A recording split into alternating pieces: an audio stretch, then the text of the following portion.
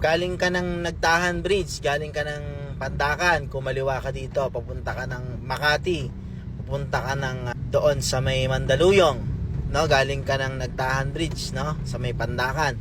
O, meron diyang kanto dito sa kanan, no? Yan, pwede kang imbis na dediretso ka, antayin mo yung napaka-traffic na yan. Pwede kang kumanan dito, tapos kaliwa ka dito. Ingat ka lang dito sa lugar na to kasi maraming mga pedicab dyan na nakaparada, kabilaan. Tapos may pumapasok din po dyan. Pero kung gusto mo makaiwas talaga sa traffic, dito ka dadaan, tapos dito ka nalulusot, tapos dire-diretso ka na dito, papuntang Makati.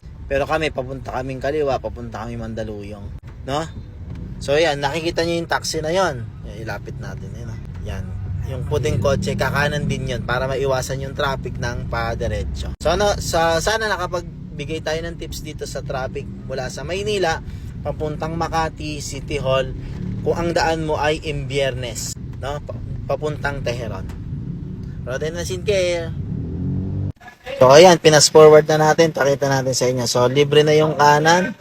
Pwede na tayong kumanan, dire-diretso na yan, antay-antay lang.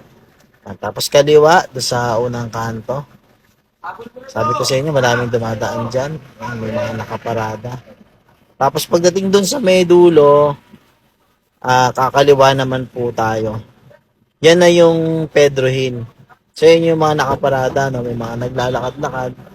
Yan na yung Pedro Hill, kaliwa na po dyan, papunta ng Makati, papunta Mandaluyong. So kung tayo po ay doon banda sa area na yon, sa traffic light po na yon, kakanan tayo sa Makati, diretso naman sa Mandaluyong.